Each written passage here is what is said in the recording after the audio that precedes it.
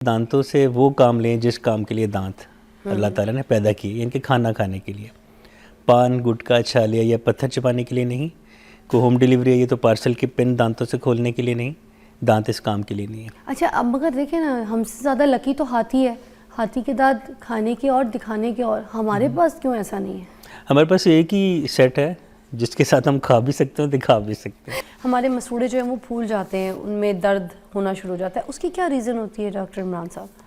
उसकी सबसे बड़ी वजह तो ये है कि हम जब रात को खाना पीना करके एंजॉय करके हम वैसे ही सोने के लिए लेट जाते हैं, उसमें क्या होता है कि जो चबाने के बाद खुराक मैदे में जाती है और जो लेफ़्ट ओवर्स मुँह में रह जाते हैं वो हमारे थूक में मौजूद बैक्टीरिया, जो बैड बैक्टीरिया हैं, उनके साथ मिलके टॉक्सिन्स बनाते हैं, जिसको कि ब्यूटारिक और लैक्टिक एसिड कहते हैं।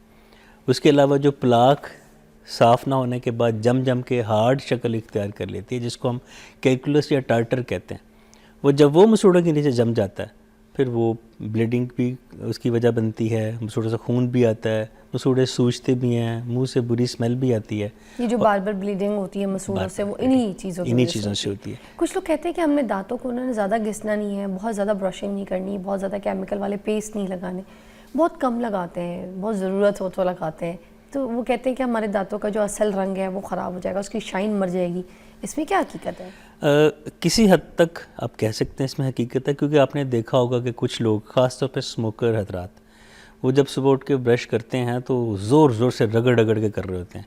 नफसियाती तौर पे होता है ना कि उन्होंने सिगरेट पी है या पान खाया तो दांत ज़्यादा गंदे होंगे, या बहुत जो हसास लोग होते हैं वो इतनी ज़ोर से ब्रश करते हैं कि जो नायलॉन के ब्रिस्टल्स हैं वो जब एनामल के साथ रगड़ खाते हैं एनामल उतर जाता है, उससे दांतों की रंगत और पीली हो सकती है और दांत सबसे बड़ी बात सेंसिटिव हो सकते हैं।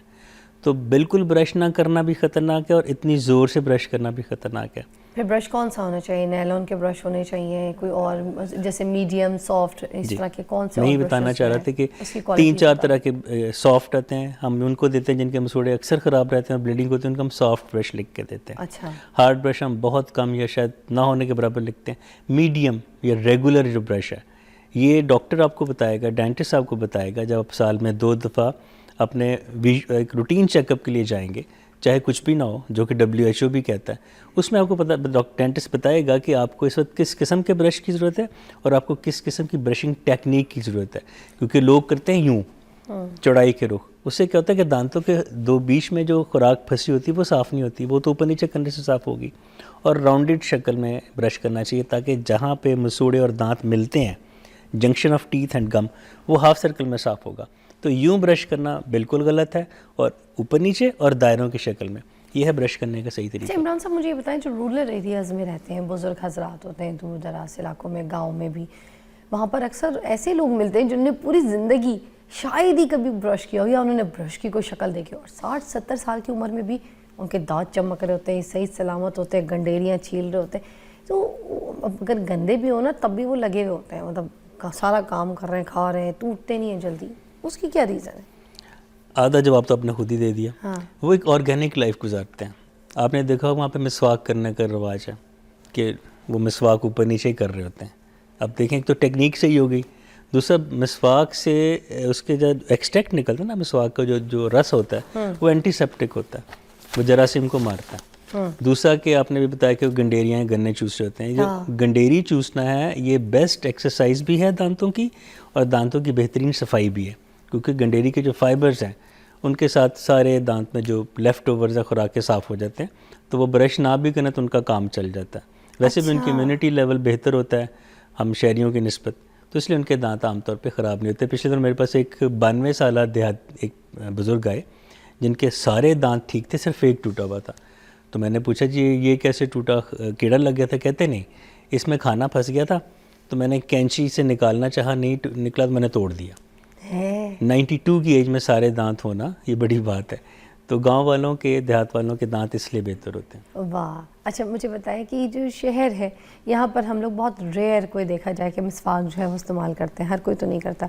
तो इसका मतलब जो मिसवाक है वो आप रेकमेंड करते हैं हाईली कि ब्रश के साथ करनी चाहिए, वीक में करनी चाहिए, या फिर सिर्फ खाली मिसवाक is enough that you do? ये सवाल बहुत पूछा जाता है मुझसे हर प्रोग्राम में।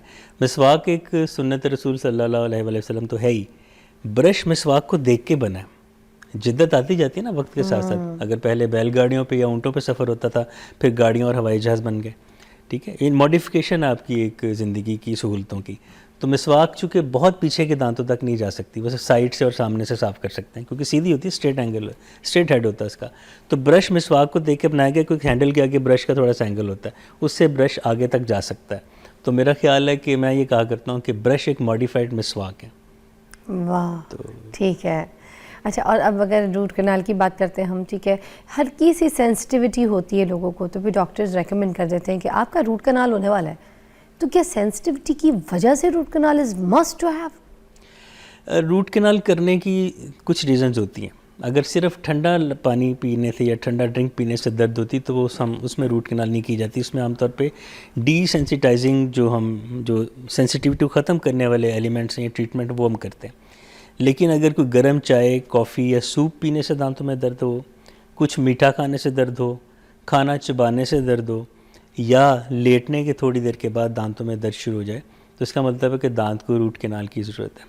यहाँ मैं आपको बताऊँ कि रूट कनाल भेड़ चाल में नहीं की जाती कि उसने करवाई तो मैं भी करवा लूँ। ये एक डेंटिस्ट आपको बता सकता है, और कोई भी वेरीफाइड या जो क्वालिफाइड डेंटिस्ट है, जो कि PMDC से अप्रूव्ड डेंटिस्ट हैं, वो आपको कभी बिला ज़रूरत रूट कनाल ट्रीटमेंट का मशवरा नहीं देंगे। क्योंकि रूट कनाल ट्रीटमेंट के जहाँ फ़ायदे हैं कि आपको पेन से निजात मिल जाती है, और अल्टीमेटली इग्नोर करने से बेहतर है कि दांत निकलवा देने से बेहतर है कि आप रूट कनाल और उसके ऊपर कैप करवा के दांत को बचा लें। वहाँ रूट कनाल के एक दो नेगेटिव पॉइंट्स भी हैं कि पहली दफ़ा तो दांत निकलवाने से बच जाता है, लेकिन आप उसके साथ सख्त चीज़ें आमतौर पे फिर नहीं खा सकते ज़्यादा, क्योंकि उसके टूटने का ख़तरा होता है, क्योंकि उसकी ब्लड सप्लाई हमने काट दी। इसको आम ज़ुबान में डेड करना भी कहते हैं कि जी हमने दांत डेड करवा लिया। वो डेड करवाना असल में रूट कनाल होता है। तो जहाँ उसके बहुत से फ़ायदे हैं, वहाँ थोड़े से नुकसान ये भी कि दांत जल्दी टूट सकता है। तो रूट कनाल का मशवरा सिर्फ क्वालिफाइड डेंटिस्ट ही दे सकता है, और वो बिला ज़रूरत नहीं देते। और ये सेंसिटिविटी आप कह रहे हैं कि इसको ख़त्म की जा सकती है विदाउट रूट कनाल? सिर्फ ठंडे लगने की, गर्म लगने पे, मीठा लगने पे और खाना खाने पे जो सेंसिटिविटी या पेन है, उसका हल फिर रूट कनाल ही है।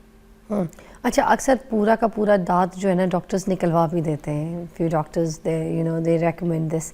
उसके हिसाब से भी बता दें कि कब कब रेकमेंड किया जाता है। आम इंसान को इतनी समझ होनी चाहिए कि क्या डॉक्टर जो कह रहे हैं हम कर ले या नहीं बने, कब बकरा बनना है ये बता दें।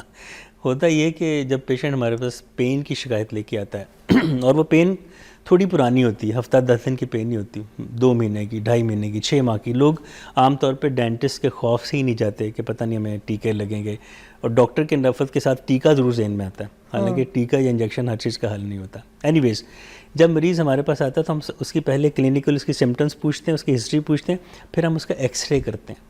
अगर तो दांतों की जो रूट्स के नीचे ब्लैक स्पॉट नहीं बना होता, ब्लैक स्पॉट का मतलब है कि वहाँ पे रूट की टिप पे इतनी इन्फेक्शन हो चुकी है कि अब इसका रूट कनाल ही करना है, या उसका रूट कनाल करने से वो ख़त्म नहीं होगा, हम फिर निकालते हैं दांत को। हम दांत को कभी भी, कोई भी डेंटिस्ट जो क्वालिफाइड है वो पहली नज़र देखते ही दांत को निकालने का फ़ैसला नहीं करता। हम 10 बार सोचते हैं कि इसको बचाने की क्या सूरत हाल हो सकती है, क्योंकि जो कुदरती दांत है वो एक ही दफ़ा निकलना है ज़िंदगी में, बार बार नहीं, एक दफ़ा निकाल दिया तो फिर नहीं आएगा। हाँ, निकालने की सूरत हाल तब बनती है जब मैंने बताया कि इन्फेक्शन इतनी ज़्यादा हो जाए कि रूट कनाल से सही होते हैं में अंदाज़ा हो कि नहीं होगा। दूसरा क्या होता है कि जब दांत में मोबिलिटी आ जाती है, दांत हिलना शुरू हो जाए, इसकी डिग्रीज होती हैं। अगर बहुत स्टार्ट में ग्रेड 1 मोबिलिटी है तो उसको तो रूट कनाल करके या और भी मेजर्स लेके बचाया जा सकता है। लेकिन अगर इतना ज़्यादा हिल रहा है कि उसको पेशेंट को चबाने से भी फील हो के हिल रहा है या ज़ुबान लगाने से भी पता चल रहा है कि हिल रहा है, तो फिर दांत को निकाल देना मुनासिब होता है, बजाय इसके कि वो फिर अगले दांतों को भी ख़राब करे।